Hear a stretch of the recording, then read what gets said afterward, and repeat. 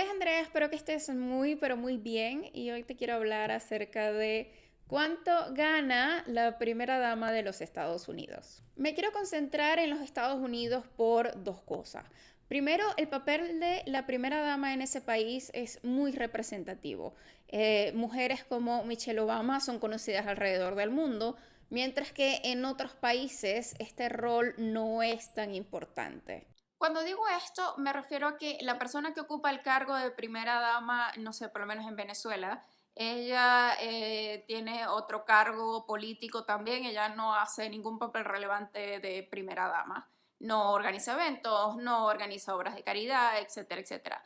O puede ser que, por ejemplo, en países donde hay monarquía, todos estos de eventos de banquetes con presidentes, etcétera, etcétera, los organiza la realeza. La otra razón por la que quiero enfocarme en los Estados Unidos es porque salió la noticia de que Jill Biden, que es la esposa del presidente electo, va a seguir con su cargo, con su trabajo de maestra, una vez que su esposo llegue a la Casa Blanca. Esto es algo que nunca se había visto en ese país, por lo que quiero hablar hoy acerca de qué hace una primera dama, cuál es su historia y cuánto gana realmente.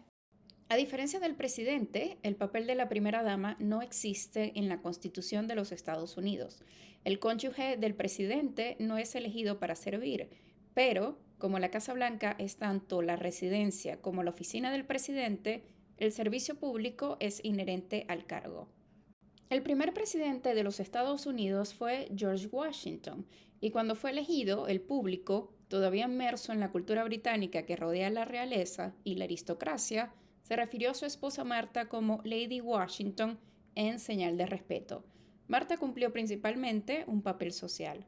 Por el contrario, Abigail Adams, la esposa de John Adams, amplió lo que había sido principalmente un papel social, participando activamente en el debate sobre los partidos políticos y aconsejando a su marido, tanto así que los críticos se referían a ella sarcásticamente como señora presidenta.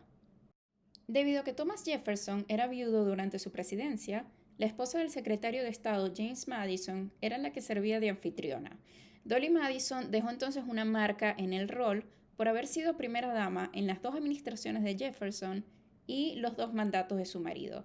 Con la ayuda del arquitecto Benjamin Latrobe, decoró la residencia del presidente con elegancia y entretuvo con frecuencia. Curiosamente, la primera de las esposas de los presidentes en escribir una autobiografía fue Julia Grant, aunque esta no se publicó hasta 1975. Lucy Hayes se convirtió en la primera esposa del presidente en viajar de costa a costa.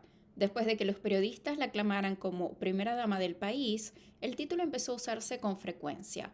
Tras el estreno de la obra de teatro The First Lady of the Land en 1911, el título se hizo aún más popular y en 1934 el término entró en el diccionario Merriam-Webster. Eleanor Roosevelt fue la primera dama que duró más tiempo en el rol. La parálisis de su marido la llevó a viajar por él y solía decir que actuaba como sus ojos y oídos. En 1961, el presidente John F. Kennedy la nombró presidenta de la Comisión sobre la Condición Jurídica y Social de la Mujer, cargo que ocupó hasta su muerte en 1962.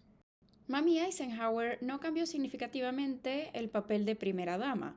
Sus conferencias de prensa se limitaron a asuntos sociales y, antes de las elecciones de 1952, se mantuvo imparcial, animando a los electores a que votaran por su esposo o por el otro candidato, pero que por favor votaran.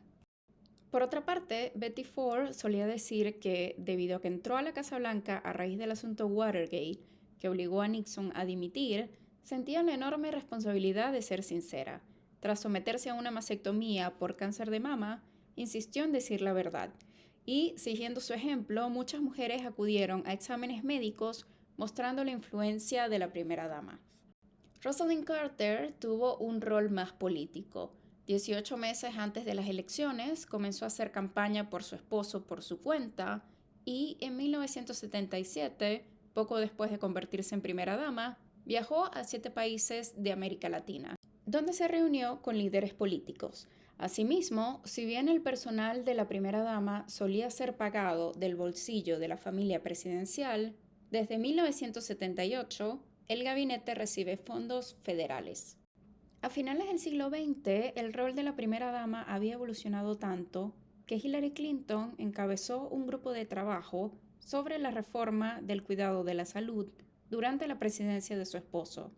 Asimismo, en el año 2000 obtuvo un puesto en el Senado de los Estados Unidos y en el 2016 fue la primera mujer candidata a la presidencia de este país. Luego de ver cómo el rol ha cambiado a lo largo de los años, vayamos al salario. El salario actual del presidente es de $400,000 al año, más un presupuesto de gastos de $50,000, pero el salario de la primera dama es cero. Todo esto tiene un poco de sentido si se piensa que el lugar de la esposa es acompañar a su esposo en todas sus metas y todas sus ambiciones, dejando su carrera al lado, que es algo que muchos conservadores en los Estados Unidos todavía piensan. El llamado rol divino. El hombre trabaja, la mujer se queda en casa. Y quizás estás pensando, pues, ¿cuál es el problema?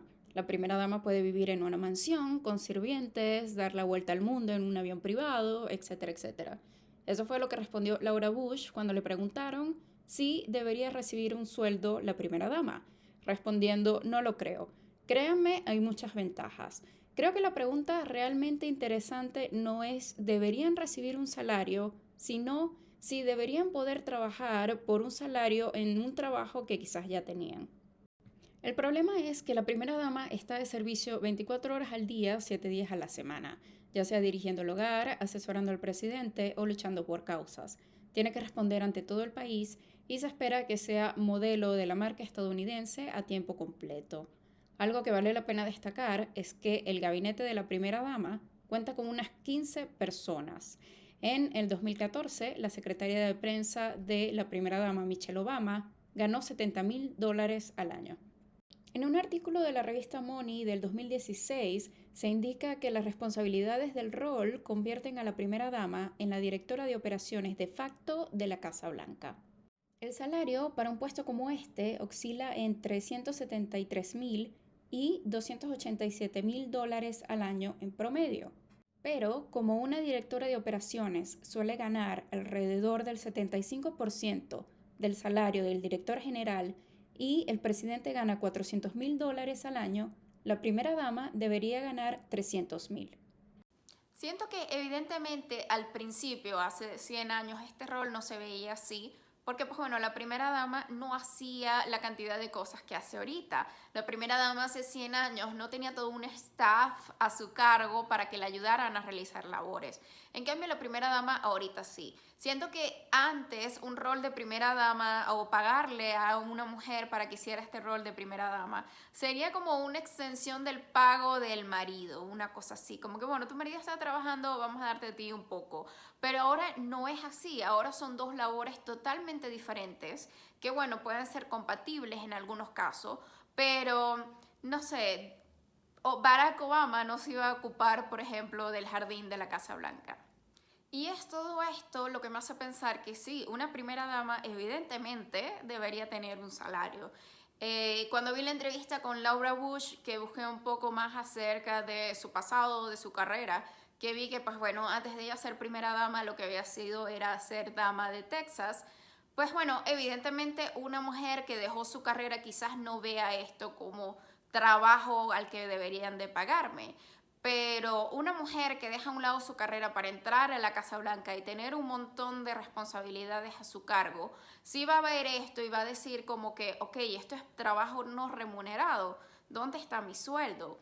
Y si bien es un poco negativo quizás hablar de esto, lo cierto es que no pensamos, por ejemplo, cuánto gana el asistente de Melania Trump. Así que, ¿por qué pensamos cuánto o cuánto no debería de ganar Melania Trump? Porque si este cargo entonces es tan insignificante que ni siquiera tiene salario, entonces ¿por qué hay un montón de personas a tu cargo que ganan grandes cantidades de dinero? Definitivamente es algo para reflexionar. Ya veremos qué le depara a Jill Biden el año que viene, ya veremos si, bueno, realiza cantidades de eventos como los realizó Melania, como los realizó Michelle, o si simplemente se va a ocupar de su carrera, o si, bueno, hará un poco de ambas. Pero lo cierto es que el cargo de primera dama, como todo en la sociedad, está cambiando. Ya no somos mujeres que nos quedamos en la casa apoyando a nuestros maridos, sino que bueno, queremos lograr cosas y cuando ellos logran cosas, nosotras también queremos tener cosas aparte. Así que bueno, ¿qué les parece todo esto? Si les gustó el video denle like y suscríbanse al canal, compártanlo y pues nada, nos vemos en la próxima.